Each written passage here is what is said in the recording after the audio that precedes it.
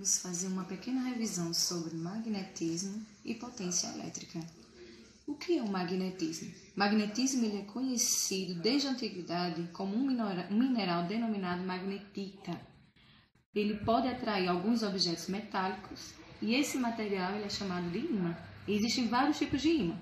Os naturais, nós temos os artificiais e os eletroímãs. Então, para que vocês possam entender um pouquinho mais sobre o eletromagnetismo, assista o vídeo agora.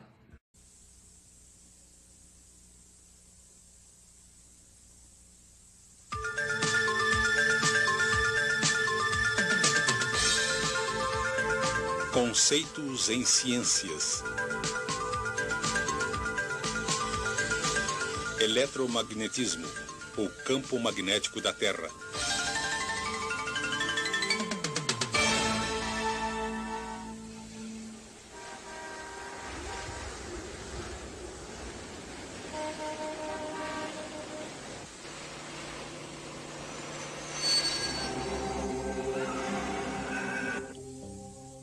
Neutralizando todos os campos magnéticos, seres de outros planetas poderiam parar toda uma cidade.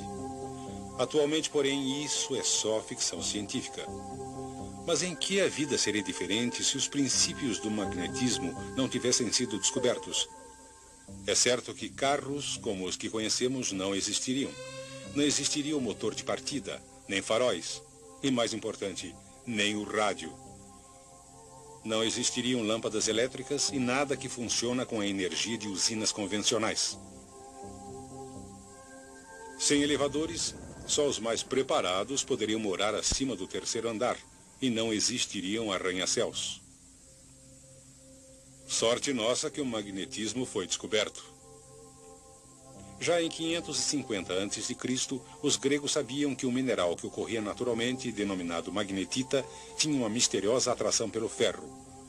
O mineral recebeu o nome magnetita porque foi encontrado originalmente perto de Magnésia, na Turquia. Em 1050 d.C., já se sabia que um pedaço de magnetita suspenso no centro gira gradualmente até apontar na direção norte-sul. Logo, marinheiros passaram a usar a magnetita para a navegação. As primeiras bússolas eram feitas de magnetita fixada a um pedaço de madeira, flutuando na água para poder girar livremente. Esses misteriosos pedaços de pedra deram um enorme estímulo à navegação marítima. Também ocorreram outros desenvolvimentos. Em 1269, Petrus Peregrinus, um cruzado francês, talhou uma esfera de magnetita. Polvilhou-lhe malha de ferro na esfera e observou que ela se dispôs em linhas. Estas linhas conectavam dois pontos na esfera que ele denominou polos. As linhas formadas pela limalha de ferro indicam a orientação norte e sul do campo magnético. Assim, uma bússola, colocada em qualquer lugar na esfera de magnetita, se alinhará com o campo magnético. O campo magnético, ao redor de um ímã, pode ser facilmente visto, cobrindo o ímã com papel e espalhando limalha sobre ele. A gravidade restringe a limalha ao plano do papel e o atrito impede que ela se mova para os polos do ímã. No espaço, quase sem a influência da gravidade, o padrão formado pela limalha de ferro toma um novo aspecto.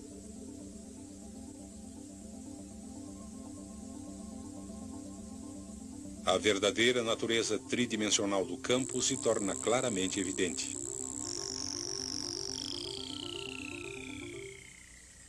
Porém, sem a força do atrito, a limalha migra rapidamente para os polos. Durante o século XVI, as bússolas se tornaram cada vez mais complexas, mas os exploradores ainda acreditavam que havia enormes montanhas de magnetita no Ártico que atraíam as agulhas das bússolas. Em 1600, William Gilbert, cientista inglês, concluiu que todo o planeta era um enorme ímã com um vasto campo magnético estendendo-se entre dois polos. Mas qual polo magnético deveria estar no topo do globo? Sabemos que o polo norte de uma bússola aponta para o norte. E também sabemos que os polos opostos se atraem. Portanto, como o polo magnético no Ártico atrai o polo norte de um ímã, o polo ártico deve ser de fato um polo sul. E o polo magnético antártico, um polo norte.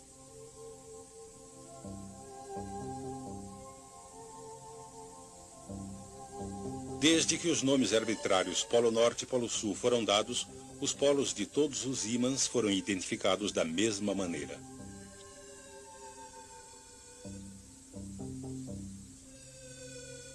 Por esse motivo, o polo ártico da Terra é considerado o polo sul de um ímã. Em outras experiências, Gilbert aqueceu um ímã até ficar vermelho e descobriu que ele perdeu suas propriedades magnéticas. Com seu núcleo fundido, o interior da Terra também é extremamente quente e, portanto, sabemos que ele não funciona como um grande ímã. Mas sabemos que os polos magnéticos certamente existem. Diz uma teoria que é o núcleo de ferro líquido eletricamente condutor que gira em relação ao manto, que causa o campo magnético norte e sul da Terra.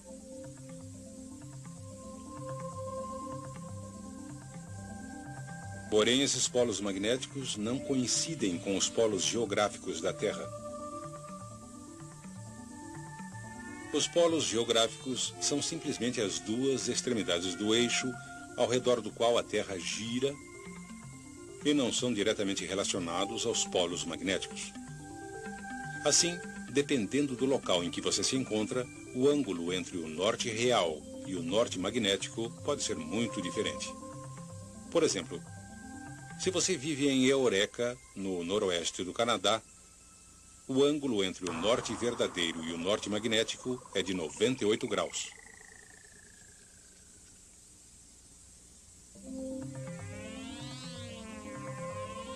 Viajando para o oeste, Cristóvão Colombo foi o primeiro a notar pequenas variações nas indicações da bússola em locais diferentes.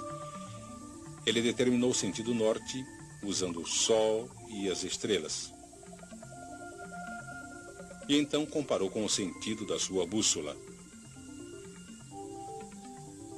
Para sua surpresa, verificou que em um período de vários dias, a variação entre as indicações da bússola e as estrelas mudava gradualmente. Porém, temendo que seus homens quisessem voltar, Colombo nada lhes contou sobre esta observação. O ângulo entre o norte magnético e o norte verdadeiro é conhecido por declinação magnética.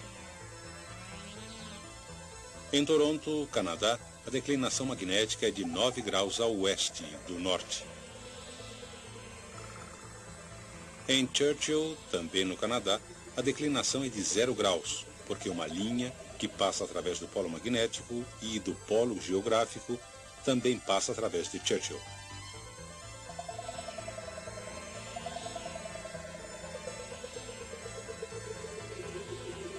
Porém, a declinação em um local específico não se mantém constante, porque a localização dos polos magnéticos norte e sul não é fixa. Outra característica importante do campo magnético da Terra é sua orientação em relação à superfície da Terra.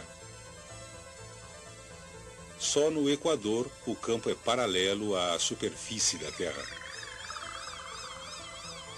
Em todos os outros locais, o campo é inclinado em relação à superfície. O ângulo entre a superfície da Terra e o campo magnético é chamado ângulo de inclinação. O ângulo de inclinação é medido com uma bússola especial denominada bússola de inclinação, que permite que a agulha gire verticalmente. Exatamente nos polos magnéticos, o campo é perpendicular à superfície. Obviamente, isso cria um grande problema quando navegamos em regiões polares com uma bússola magnética. E nesse caso, sem um conhecimento do campo magnético da Terra, você poderá acabar se movimentando em círculos.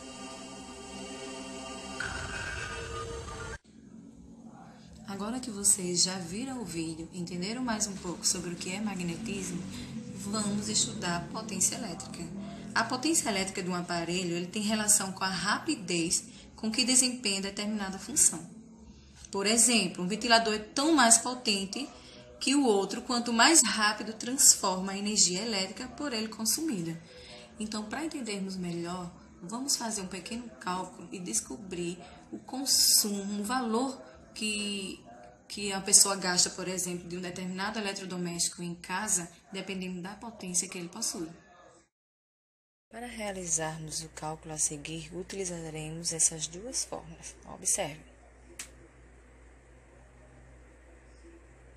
Então, vamos ao problema. Um aquecedor elétrico tem a seguinte descrição em manual. Corrente elétrica 10 A, tensão nominal 110 volts. Qual é o valor gasto para manter o aquecedor ligado por 2 horas, considerando que o valor de 1 kWh é igual a 50 centavos? Então, o primeiro passo é separar essas informações e depois substituir nas fórmulas. Então, observe como resolve. Nós temos aqui a potência igual a tensão. A tensão vai ser substituído por 110, que é o dado que nós temos. E vou multiplicar pela corrente elétrica, que é igual a 10 A. Então, nós temos 110 vezes 10.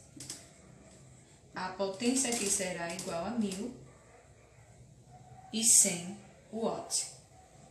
Já achamos a potência, agora vamos achar o consumo, a energia elétrica gasta por esse eletrodoméstico. Então, nós iremos utilizar essa segunda fórmula. Vou separar aqui o quadro. Nós temos aqui a energia elétrica igual à potência, que é quanto que nós descobrimos?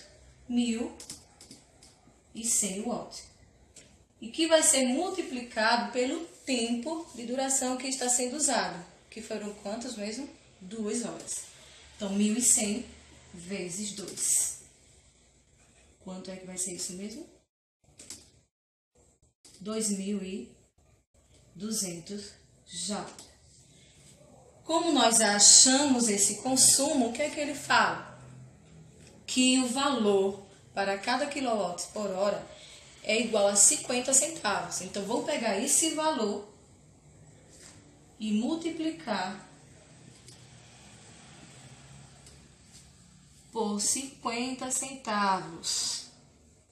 Então, esse eletrodoméstico vai gastar R$1,10 se utilizado por 2 horas. Observem essa etiqueta. É uma etiqueta energética que foi criada com o objetivo de informar de maneira rápida e clara as características dos equipamentos eletroeletrônicos. Nela, é possível encontrar diversas informações como marca, modelo, tensão nominal, potência nominal, eficiência, consumo energético e entre outros. Devemos, então, optar sempre que possível por equipamentos com condições de eficiência do tipo A e também aquele que tem menor consumo de energia em kWh. Assim, vocês gastarão menos energia e diminuirá. Terminamos a nossa revisão e como tarefa para vocês realizarem, vocês vão acessar o positivo 1 e responder a trilha que será liberada. Então, até mais!